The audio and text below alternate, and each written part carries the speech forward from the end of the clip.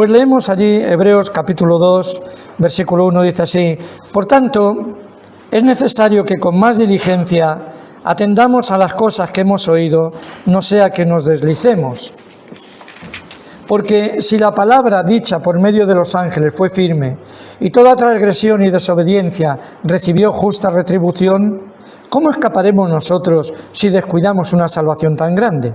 La cual, habiendo sido anunciada primeramente por el Señor, nos fue confirmada por los que oyeron, testificando Dios juntamente con ellos, con señales y prodigios, y diversos milagros y repartimientos del Espíritu Santo, según su voluntad.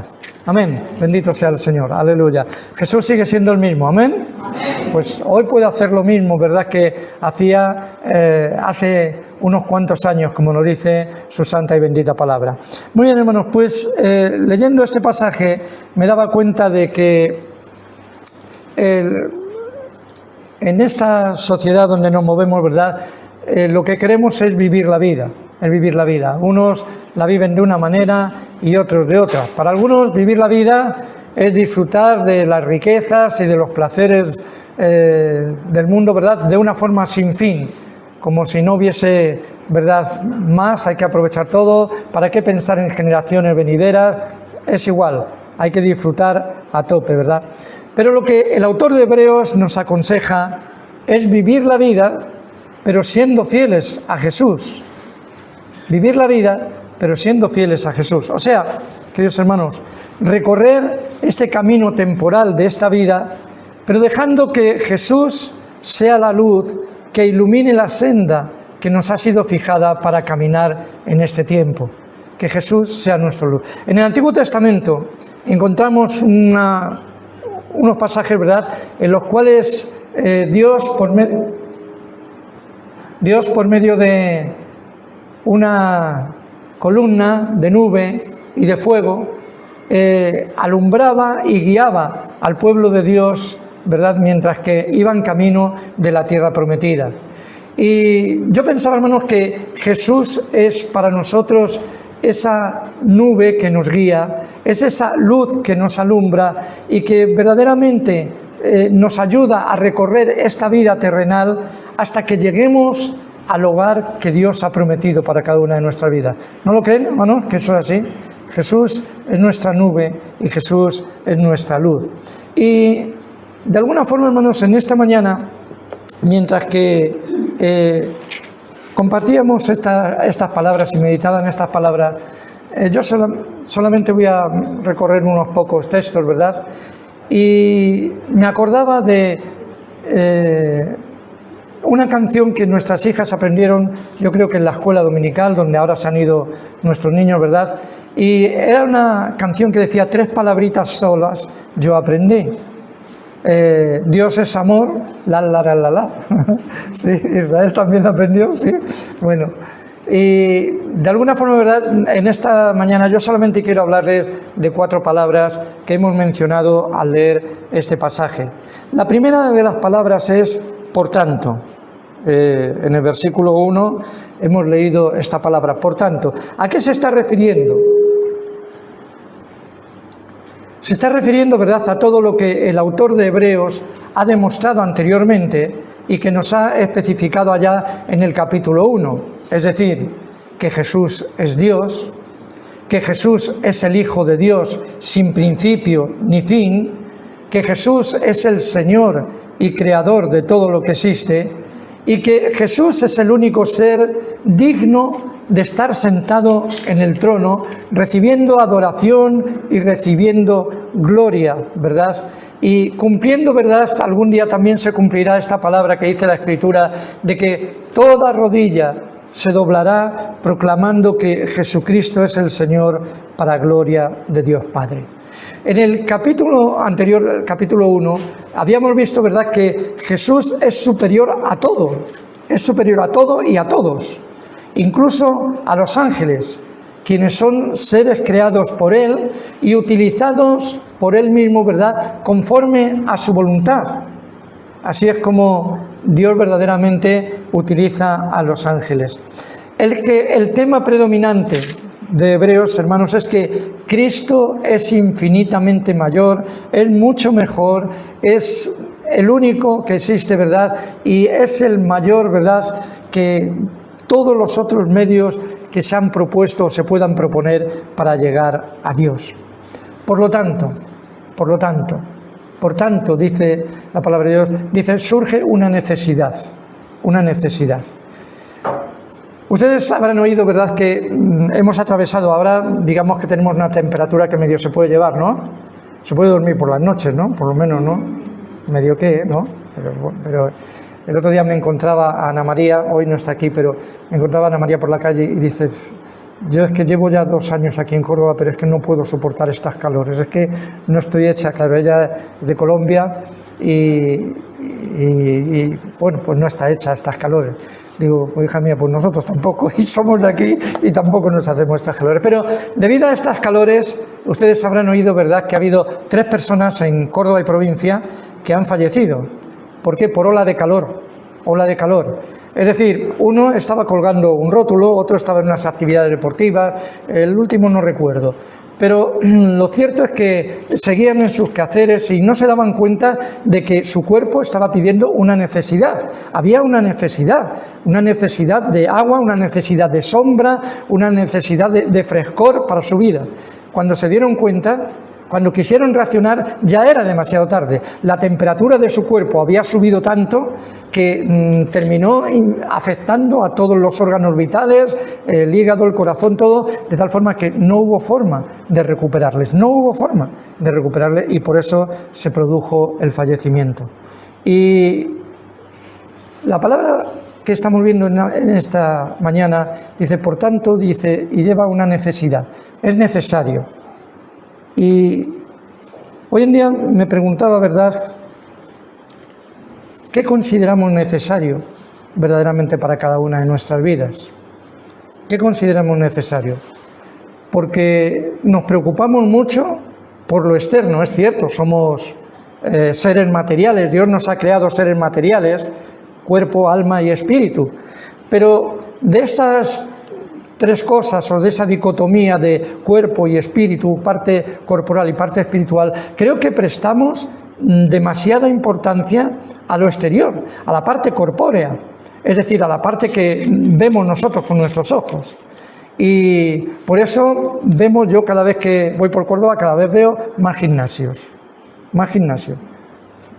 Para muchos la necesidad es ocuparse de lo externo, el gimnasio, ¿verdad? Otra de las cosas que anuncian, ¿verdad?, muchos son clínicas de estas para no envejecer, de rejuvenecimiento, ¿verdad? Y te ponen botox o te ponen, no sé, o hialurónico de ese o como se llame, pero lo cierto es que no queremos envejecer. Otra de las cosas que nos ocupamos mucho, ¿verdad?, ahora, sobre todo en verano, estar morenitos, estar morenitas, ¿verdad? Pues no sé, pues porque queda mejor el color de la piel y todo. Yo digo, y está muy bien todo eso, está muy bien. Ahora me pregunto, ¿y de la parte espiritual nos ocupamos? ¿Sabemos la necesidad que tenemos en nuestra parte espiritual? ¿Sabemos si nuestro alma y nuestro espíritu tienen sed verdaderamente? Porque no podemos atender una cosa y dejar la otra. Hay cosas que son muy necesarias para cada una de nuestras vidas. Jesús dijo estas palabras cuando estuvo hablando con Nicodemo. Es necesario, ¿verdad?, nacer de nuevo si quieres ver el reino de Dios. Y creo, hermanos, que cualquier persona que sea más o menos, no sé, normal, vamos a poner así, entre comillas, normal, creo que todos tenemos ansias de justicia, ansias de amor, ansias de paz. ¿Por qué? Porque miramos a nuestro alrededor, miramos sea en la parte política, sea en la parte de las guerras, sea en la parte... Y creo que todo ser humano lo que necesitamos es, lo que queremos es eso, es justicia, es paz, es amor, es concordia, es que las familias funcionen, que no haya tantos divorcios, que los hijos, ¿verdad?, crezcan en unas familias normales y que allí se desarrollen para ser hombres y mujeres de provecho para el día de mañana. Bueno, perdonen por eso de provecho, es que es lo que decíamos los antiguos, ¿verdad? No lo decían, para que fuésemos hombres y mujeres de provecho. Hoy en día, no sé, a lo mejor lo decimos de otra forma, pero es lo mismo lo que creemos. Y, sin embargo, pensamos que todo lo arreglamos con la parte material. Jesús dijo, si queréis ver el reino de Dios, que precisamente no consiste en parte material como comida o bebida, sino en justicia, en amor, en gozo del Espíritu Santo, entonces tenéis que nacer de nuevo, si queréis ver ese reino de Dios.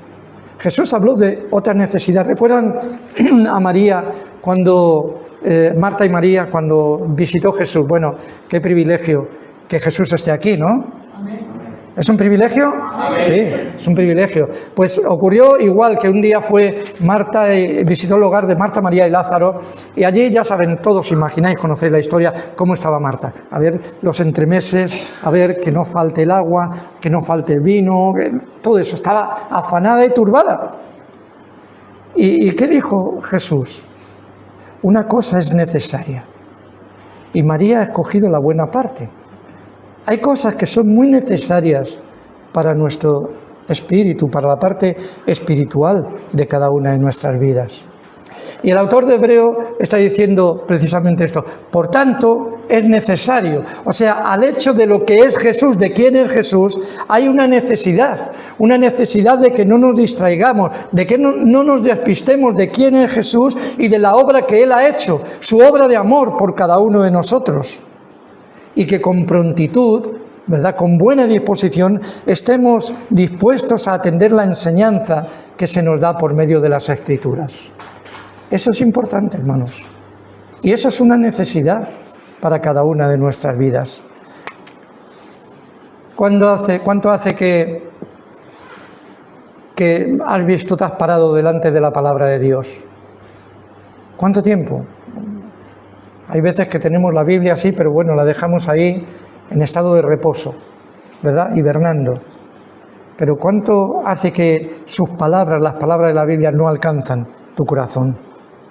Y Hebreos nos está diciendo, por tanto, por lo que es Jesús, porque Él es Dios, Él es Rey, y en eso estamos de acuerdo los que hemos creído, ¿sí? Hemos creído en Él. Y por tanto estamos de acuerdo en que Jesús es el único, es el Rey, es el Creador, es el único que merece adoración, es el único que está sentado en el trono intercediendo por cada uno de nosotros. Por tanto, pero hay una necesidad que acompaña a esto. Y la necesidad es que no nos distraigamos. El mundo ofrece muchas distracciones, ¿verdad? Pero es necesario que no nos distraigamos de lo más importante, de quién es Jesús para cada una de nuestras vidas. Y de la obra que Él hizo por amor a cada uno de nosotros. Y que reaccionemos en consecuencia, queridos hermanos. Dice, por tanto, es necesario que con más diligencia, según el diccionario de la RAE, hermanos, es una prontitud, una disposición de ejecutar algo inmediatamente, no dejándolo para mañana. Hay un sabio refrán que dice, no dejes para mañana lo que puedas hacer hoy. Y la palabra de Dios nos está diciendo esto, que hay necesidad para cada una de nuestras vidas y que en consecuencia no podemos retrasar ciertas cosas, no podemos retrasar, y con prontitud hemos de ejecutar lo que Dios nos está diciendo, lo que Dios nos está pidiendo allá en su santa y bendita palabra. Así es que la primera palabra que hemos visto, queridos hermanos, es esta, ¿verdad? Por tanto, la segunda palabra que estamos viendo, o una consecuencia de ella, es necesario. Y la tercera palabra es atender. Con más diligencia, atendamos. Cuando me leí esta palabra, atendamos, la primera imagen que se me vino a la mente fue un profesor o profesora de escuela, ¿verdad? ¿Cuántas veces, de alguna manera, ¿verdad?, un maestro, una maestra, tiene que decir, creo que será la palabra más repetida, niño atiende, niña atiende? Sara, ¿cuántas veces ha repetido esa palabra? ¿Sí? Muchas, y es su primer año, es su primer año que ha trabajado ya como maestra. Niño atiende, porque no es lo mismo asistir a la escuela, oír lo que está diciendo el maestro o la maestra, que atender, que escuchar lo que la palabra de Dios tiene para cada una de nuestras vidas. No es lo mismo, porque escuchar, queridos hermanos, atender, no es algo fácil, no es algo fácil. ¿Por qué? Porque tiene que ver con activar nuestra mente, con activar nuestro cuerpo y abrir nuestros sentidos. Por eso tú puedes estar hablando con una persona y puede que la estés oyendo, pero puede que no la estés escuchando. No sé si te ha pasado, a mí me ha pasado alguna vez, que he estado hablando con una persona y porque a lo mejor el tema no me interesase o cualquier cosa, o por no preocuparme, por no tener esa compasión con ella, ¿verdad? Pues he desconectado, he estado oyendo, pero no he estado escuchando. ¿Por qué? Porque no he activado mi intelecto, no he activado mi cuerpo para poder intentar solucionar, ponerme en el lugar de esa persona y tal vez hablarla, darle una palabra de ánimo, de consuelo, de aliento. Así es que no es fácil escuchar, no es fácil atender, ¿verdad? En las Islas Baleares ocurrió este hecho, ¿verdad? Había una campaña y subió el predicador a predicar y leía el pastor el pasaje del Evangelio de San Juan en el capítulo 14, desde el versículo 25 al 31. Si lo conocen, es aquel que dijo: Jesús, mi paz os dejo, daros hoy. Y el pastor estaba tan metido en su papel, estaba tan apasionado leyendo ese pasaje, ¿verdad? Bueno, parecía que él mismo era el que estaba hablando allí en aquellos tiempos y así estaba en la congregación, hasta que llegó al último versículo. Y cuando fue a leer ese versículo, hizo un alto y lo pronunció: levantaos, vamos de aquí. Y inclinó su cabeza porque iba a empezar a dar la explicación de las palabras que hizo. Pero cuando levantó la cabeza y abrió sus ojos, se dio cuenta que la gente se estaba levantando y se estaba yendo. La pregunta es lo siguiente: ¿la gente oía o escuchaba? Pues estaba oyendo, pero no estaba escuchando. Porque estaba oyendo y llegaron, claro, con esa forma de leer y todo, pues pensó al decirle ese versículo que se levantaban y se fuesen de allí. A lo mejor a alguno le sirvió de excusa para irse y ya no volver al asiento. Pero la pregunta es esta: ¿oían o escuchan? No estaban escuchando, porque no tenían puesto su interés, no tenían puesto su intelecto, su entendimiento, no tenían la disposición del cuerpo para aprovechar el sentido de esas palabras y aplicarlas a su propia vida. Y de alguna forma, ¿verdad?, escuchar, atender lo que nos dice Cristo, es responder en obediencia. Cuando Jesús nos habla, queridos hermanos, por eso les decía antes, ¿cuánto tiempo hace que no lees la Biblia? Porque si no lees la Biblia, Dios no te habla. Dios puede hablarnos por su Espíritu Santo, sí, es cierto, pero Dios nos ha dejado la palabra profética más segura, son las Escrituras, y es importante que las leamos. Y cuando Jesús habla, queridos hermanos, escuchar a Cristo significa responder en obediencia. Hay que dar una respuesta al Señor Jesús. ¿Y qué respuesta le vamos a dar cada uno de nosotros?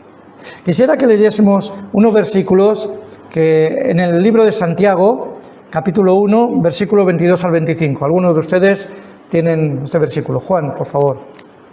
Pero sed hacedores de la palabra, y no tan solamente oidores, engañándoos a vosotros mismos. Porque si alguno es oidor de la palabra, pero no hacedor de ella, es semejante al hombre que se considera en un espejo su rostro natural. Porque el que se considera a sí mismo y se va y luego olvida cómo era, mas el que mira atentamente y perfecta la ley, la de la libertad, y persevera en ella, no siendo oidor olvidadizo, sino hacedor de la obra. Este será bienaventurado en lo que hace. Amén.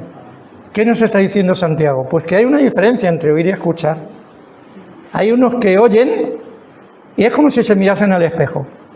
Se ponen los pelos y miran las gafas están limpias, ¿no? Y se van. Se acaba. Pero los que escuchan es otra cosa, porque estos ponen por práctica lo que han estado escuchando. Y Santiago nos está estableciendo la diferencia entre unos y entre otros, precisamente. El oidor es como el que se mira en un espejo, ¿verdad? Pero el hacedor de la palabra escudriña la palabra escuchada y dice que es bienaventurado, es feliz. Qué curioso, ¿verdad? Uno se mira al espejo, pero no le coge esta palabra, bienaventuranza, feliz, sigue. Pero el que escucha, el que es hacedor de la palabra, este verdaderamente dice que es feliz, es bienaventurado, dice la palabra del Señor. Y, queridos hermanos, hasta aquí hemos visto 3 palabras, de las 4 que quiero mencionarles en esta mañana. La primera es, por tanto, y ya saben a qué se estaba refiriendo el autor de Hebreos. Estaba refiriendo a lo que había dicho anteriormente en el capítulo 1 de quién era Jesús. ¿Vale? ¿Vale, hermanos? Amén. ¿Me siguen hasta ahí? Amén. Bueno, muy bien. Hemos visto diligencia, más diligencia, ha dicho. A lo mejor muchos, cuando menciona esta palabra diligencia, se imagina el oeste, ¿verdad? Las diligencias, pero no es esta diligencia a la que se está refiriendo. Es una prontitud para actuar en lo que hemos escuchado, ¿vale? Y después hemos hablado de la tercera palabra, que es atender, escuchar atentamente la palabra de Dios. Y la cuarta palabra que se menciona aquí es, y es lo que lleva el título de esto, dice, en el versículo 3 dice, ¿cómo escaparemos nosotros si descuidamos una salvación tan grande? La cuarta palabra que quiero mencionar es esta, salvación, salvación. Tanto el Antiguo Testamento como el Nuevo Testamento están centrados precisamente en este concepto, en esta idea de la salvación. Una idea que está basada precisamente en que el hombre estaba totalmente arruinado por la caída y como consecuencia destinado a la muerte y a la perdición eterna. Y ese ser, el hombre, tiene una necesidad, como hemos visto antes, una necesidad primordial de ser rescatado, de ser salvado mediante la acción de un ser divino, de un Salvador divino. Y el mensaje bíblico, hermanos, lo que nos transmite la Biblia, no es una moral religiosa que nos dé consejos de buena conducta. No, lo que nos transmite la Biblia, la palabra de Dios, la palabra salvación, no es que proponga al hombre, ¿verdad?, una mejor forma de actuar, una mejora del hombre mediante sus propios esfuerzos. No, no. La palabra salvación significa esto, que tuvo que venir alguien a salvarnos y a rescatarnos, porque nosotros no podíamos por nuestros propios medios. Necesitábamos un Salvador. Y por eso está diciendo a los hebreos, les está recordando, ¿cómo vamos a descuidar una salvación y menciona tan grande? La salvación de Jesús para cada una de nuestras vidas no ha sido grande, no ha sido muy grande, ha sido la más grande cosa que ha ocurrido en cada una de nuestras vidas. Cuando preparaba esto, de tan grande, me acordaba de esta canción, intenté buscarla en YouTube, pero ya parece que es muy antigua. Es una canción que me parece que algunos de ustedes la conocen, que dice, sí, tú eres grande. ¿La conocen? Te alabaré, sí, Dios, tú eres grande. Te exaltaré, amado Padre. Bueno, ya saben que yo cantante, ¿no? Por eso no salgo. Pero bueno, sí, dice la canción, sí, tú eres grande. Y en verdad, queridos hermanos, si hay alguien que es grande, esa es la obra de salvación, algo que es grande, es la obra de salvación que Dios ha hecho por cada una de nuestras vidas. Miren, hay muchas obras que podríamos calificar de grandes. Grande fue cuando Dios abrió el Mar Rojo y por medio pudo pasar el pueblo de Israel camino a la tierra prometida y libres, por fin libres, ya no serían esclavos de los egipcios. Fue grande eso, ¿no? Yo me imagino los que pasaron ahí, viendo agua por un lado, por la izquierda. agua por la derecha. Pues la verdad es que un poquillo de cosa les tuvo que entrar, ¿no? Y si esto... Pero allí estaba la palabra de Dios que había dicho que entrasen y que siguiesen. ¿Y creen ustedes que fue una obra grande? Fue una obra grande. Grande fue la obra cuando Dios ya, su pueblo, iba a entrar a la tierra prometida y de nuevo existía allí un problema. ¿Cuál? Esta vez se llamaba el río Jordán. El río Jordán. ¿Y qué ocurría? Si lo leen en el Antiguo Testamento, se dan cuenta que allí se pusieron los sacerdotes con el arca, llevando el arca, y de repente el río Jordán, ¡pum!, se paró. Hizo como si fuese una presa, y de repente las aguas que bajaban al Mar Muerto se acabaron y ya no había agua. Es decir, el agua dejó de fluir hacia el Mar Muerto. Y allí de nuevo pudo pasar el pueblo, ¿verdad?, para entrar en la tierra prometida. ¿Fue una obra grande? Sin duda que fue una obra grande. ¿Y no fue grande la obra que Dios hizo haciendo que los muros de Jericó cayesen? Vamos, venga, con 4 trompetas y 4 pisadas y 4 voces así, y se caen unos muros. Inténtalo tú, a ver si se cae la casa del enfrente. Hombre, el vecino no le gustaría mucho, pero intentémoslo, ¿no? Porque era una obra de Dios y fue una obra grande. ¿No fue grande la victoria de David sobre Goliat? Allá estaba Goliat armado, poderoso, con su lanza, con su espada, allí iba. Y cuando le ve a David, dice: ¿esto es lo mejor que tenéis los hebreos? ¿Esto es lo mejor que tenéis los israelitas? Uno que viene a mí sin espada, nada más que con un zurrón de pastor. Pero iba a coger unas cuantas piedras, ¿verdad? Y de alguna forma, así David, en el nombre del Señor, porque dijo: tú vienes a mí con espada y lanza, pero yo vengo a ti en el nombre de Jehová de los ejércitos.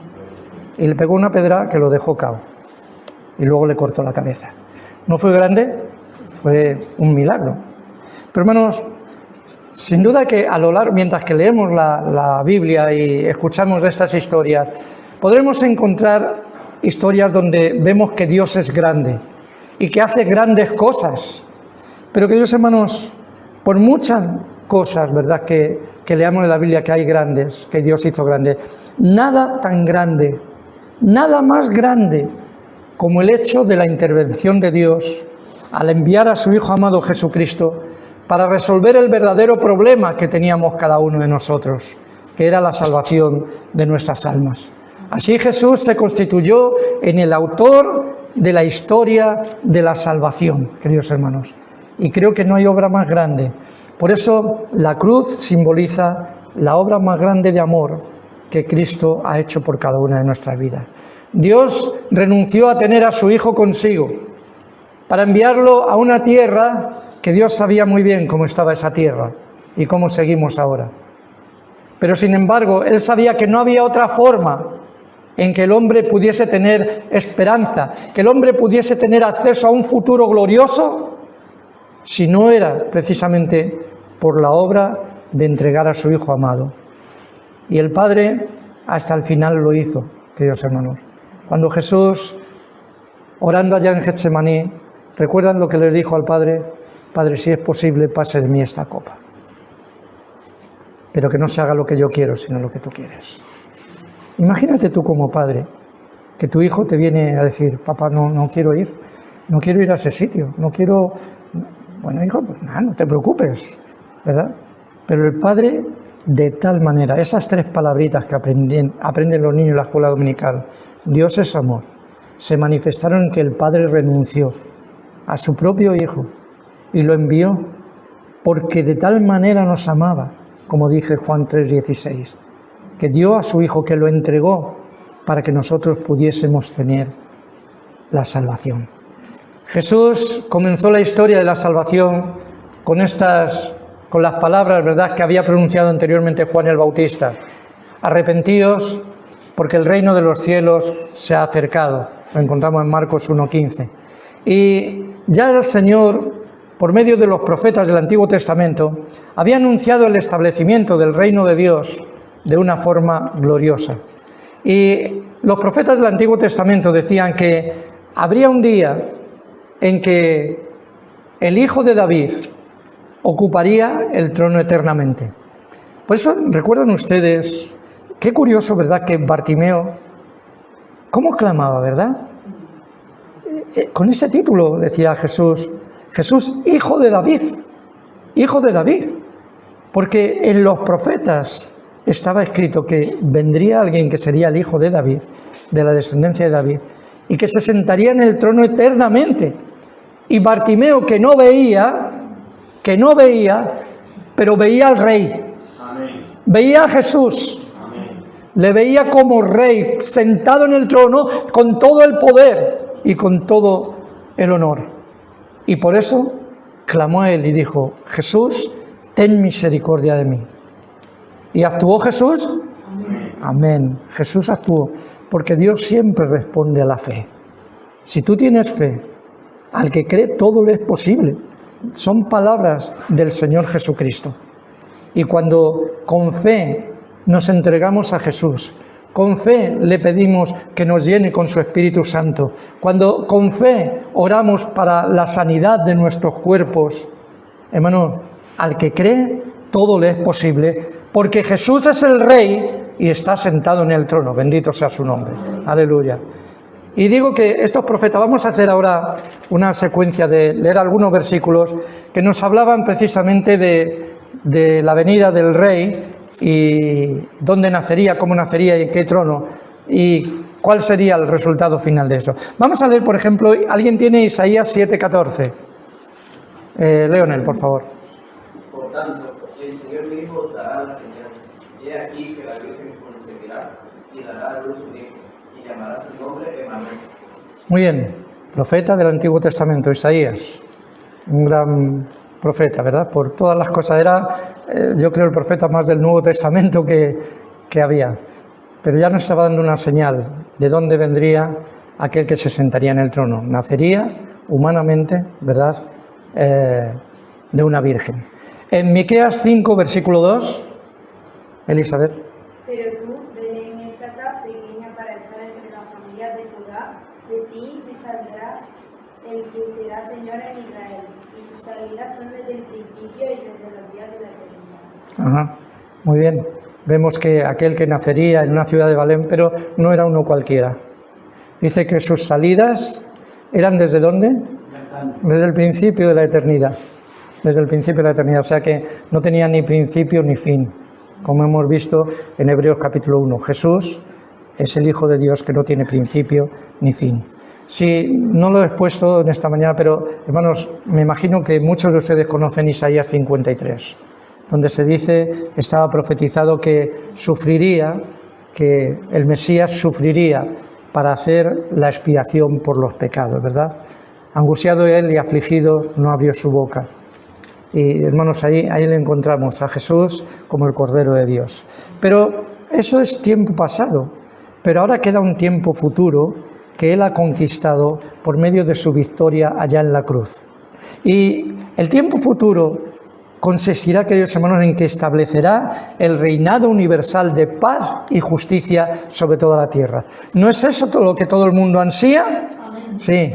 Unos tal vez intentan imponerlo por la fuerza, otros, pero Jesús es por su obra de amor, es por su obra en la cruz del Calvario, es por su victoria sobre el diablo, sobre la muerte, el único, ¿verdad?, que proporcionará un reinado universal de paz y de justicia sobre esta tierra. Leemos, ¿alguien tiene Isaías 2 del 1 al 4? Acontecerá en los posteros de los tiempos que será confirmado el monte de la casa de Jehová, como cabeza de los montes, y será exaltado sobre las colladas, y correrán a él todas las naciones. Y vendrán muchos pueblos y dirán, venid y subamos al monte de Jehová, a la casa de Dios de Jacob. Y nos enseñarán sus caminos, caminaremos por sus sendas, porque de Sion saldrá la ley, y decretaré la palabra de Jehová. Y juzgarán entre las naciones, y defenderán a muchos pueblos, y volverán su espada en rejas de arado, y sus lanzas en hombres. No alzarán espada en las tiempos de nación, ni se dejarán más para la guerra. Bonito, ¿no? Bonito.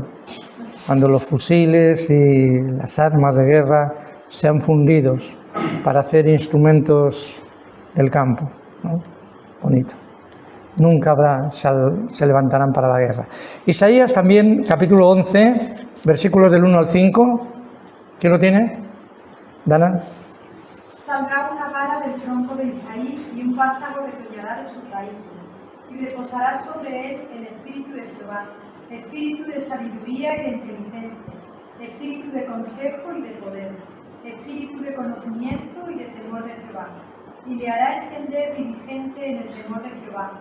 No juzgará según la vista de sus ojos, ni arguirá por lo que oigan sus oídos, sino que juzgará con justicia a los pobres, y arguirá con equidad por los mansos de la tierra, y herirá la tierra con la vara de su boca, y con el espíritu de sus labios matará al impío. Y será la justicia cinto de sus lomos, y la fidelidad ceñidor de su cintura. Amén. Justicia, justicia, seguridad. ¿No es eso lo que todo el mundo quiere? Pues solamente lo trae Jesús, solamente. Y por último leemos Isaías 65, los versículos 17 al 20.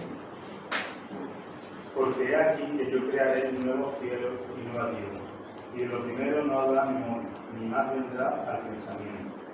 Mas os gozaréis y os alegraréis para siempre en las cosas que yo he creado. Porque he aquí que yo traigo a Jerusalén alegría y a su pueblo gozo. Y me alegraré con Jerusalén y me gozaré con mi pueblo, y nunca más se oirán en ella voz de lloro ni voz de clamor. No habrá más allí niño que muera de pocos días, ni viejo que sus días no muera. Porque el niño morirá de 100 años y el pecador de 100 años será maldito. ¿Quién abrió las puertas a todo esto? ¿Quién es el autor de esta salvación tan grande? No hay otro más que Jesús. Es el único que ha hecho eso. Ha hecho una obra grande, muy grande, la más grande por cada uno de nosotros. Fue su amor, queridos hermanos, hacia el hombre caído, lo que le hizo dejar su trono de gloria para mostrarse como el único camino al Padre. Fue su amor lo que le hizo ofrecerse como el único y agradable sacrificio a Dios, al constituirse como el Cordero sin mancha y sin pecado, ¿verdad? Precisamente para perdonar, para quitar el pecado del mundo. Hermanos, nada más grande que la obra de Jesús en la cruz, donde el justo moría por nosotros los injustos, trayéndonos libertad del pecado, esperanza de la resurrección y vida eterna con Él, queridos hermanos. Nadie como Jesús, nadie como Jesús. Una salvación tan grande nos ha traído. Quisiera contarles algo, ¿verdad? James B. Irwin fue el 8º hombre que pisó la Luna.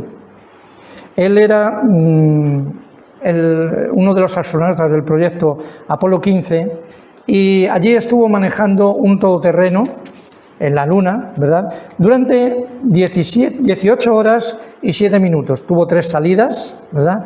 E invirtió eso, 18 horas y 7 minutos. Y tras haber pisado la Luna, cuando volvió a la Tierra, él hizo algunas declaraciones. La primera que hizo fue esta: sentí el poder de Dios como nunca antes lo había sentido.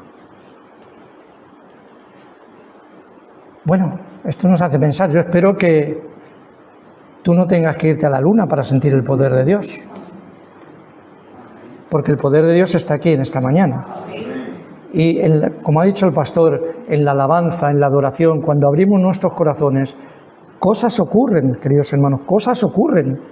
Ayer recordábamos algunas cosas, ¿verdad?, que Dios ha hecho aquí, en medio de cada uno de nosotros. Y la verdad es que es glorioso.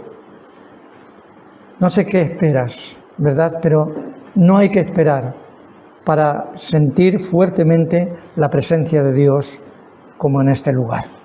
Tú la puedes percibir. Es cuestión de que abras tu corazón, de que abras tu mente y que mientras cantamos, mientras que adoramos, mientras que escuchamos la palabra, tu fe esté puesta directamente en el Señor Jesucristo. Así es que las primeras palabras que dijo fueron estas: sentí el poder de Dios como nunca antes lo había sentido. La segunda frase que dijo es: lo más importante no es que un hombre haya caminado sobre la Luna, sino que Dios haya caminado sobre la tierra en la persona de Jesucristo. Una gran frase, ¿verdad? Lo importante no es que el hombre haya caminado en la luna, lo importante es que Dios, en la persona de Jesucristo, haya caminado aquí en la tierra, haya venido a buscar y a salvar lo que se había perdido. Eso es lo importante. Así pues, hacemos un resumen de las 4 palabras que en esta mañana he querido poner delante de ustedes. La primera es por tanto, por todo lo que Hebreos capítulo 1 muestra quién es Jesús. Y esto nos lleva a una pregunta: ¿quién es Jesús para ti? ¿Quién es Jesús para ti? Porque si es Dios, tienes que resolver. Si es el Salvador, tienes que actuar, tienes que dar una respuesta. Por tanto, y es una necesidad, porque tendrás que preguntarte: ¿soy salvo? ¿Voy a entrar yo a ese reino de los cielos, a ese reino de Dios, en el cual hemos leído algunos pasajes donde dice que habrá justicia, que habrá paz, que ya no habrá guerra de nación contra nación? ¿Voy a estar yo allí? Porque Jesús habló de que había 2 destinos: el reino de Dios, el cielo, y el infierno. Entonces, yo deseo para ti lo mejor, deseamos lo mejor para cada uno de nosotros, pero tú tienes que tomar la decisión, tú tienes que ver cuál es tu verdadera necesidad. No es tan importante lo que tú te arregles, lo que yo me arregle, lo que yo coja forma en el gimnasio, lo que sea. Lo importante es nuestro ser espiritual. ¿Qué de mi alma y qué de mi cuerpo si no acepto a Jesús como mi Salvador personal? Y los que tal vez ya hemos creído y sabemos lo que es Jesús para cada una de nuestra vida, hermanos, no nos despistemos. Van a soplar muchos vientos, lo dijo Jesús. Muchos se van a hacer pasar por mí, van a decir que yo soy el Cristo, pero no os dejéis mover, ¿verdad? No os dejéis mover, no nos despistemos de quién es Jesús. Leía un libro últimamente donde el pastor recibió una llamada a las 4 de la mañana de un miembro de la iglesia. Le dijo: hermano, que es que estoy convencido de que yo soy Jesús. Imagínate, a las 4 de la mañana y que un miembro de tu iglesia te llame para decirte eso. El hermano sabiamente le dijo: hermano, yo conozco a Jesús y sé que tú no eres Jesús, pero dame unas horas de descanso y después nos reunimos y te explico algunas cosas. Es importante, hermano, que nos afiancemos en lo que nos dice la palabra de Dios. No nos despistemos de la obra de Jesús por amor a cada uno de nosotros. La segunda palabra era diligencia. Sé diligente. Si tienes que tomar hoy una decisión, la decisión de tu salvación, la decisión de recibir a Jesús como tu Salvador, sé diligente, por favor. No lo dejes para mañana. Es un asunto personal, una decisión que tú tienes que tomar a solas con Dios. Así es que más diligencia. Atendamos, escuchemos a Cristo y sepamos que la voz de Cristo, la voz del Señor en las Escrituras, y sepamos que creer en Cristo, escuchar a Cristo incluye responder con obediencia. Y la salvación, una salvación tan grande. Sé agradecido a Dios por la obra que Él ha hecho por ti. Tan cruel. Hemos acabado leyendo, ¿verdad? La lectura que hacemos, el pasaje de Marcos, y el Evangelio de Marcos. Y de nuevo hemos vuelto a pasar por Getsemaní, hemos vuelto a pasar por Gólgota, y hemos vuelto a acabar en la resurrección, algo glorioso. Pero hermanos, nunca olvidemos lo que Jesús ha hecho por cada uno de nosotros. Nunca olvidemos, seamos agradecidos por esa salvación tan grande. Dios ha hecho muchas cosas grandes y muchas en tu vida, pero la más grande, la más gloriosa, sin duda, que es la salvación de tu alma, cuando Él murió llevando tus pecados y los míos allá en la cruz del Calvario. Así es que, queridos hermanos, en esta mañana me propuse que no fuera solamente una palabra, ¿verdad?, que escuchásemos, sino que adquiriésemos un compromiso con el Señor. Yo le voy a pedir que nos pongamos en pie. Vamos a orar, ¿verdad? Una misma visión para un nuevo siglo una generación que levanta a Cristo y se une en oración, clamando por España. Nuestras posesiones, nuestros corazones pertenecen al Señor de señores, no importa el precio, salva nuestra España.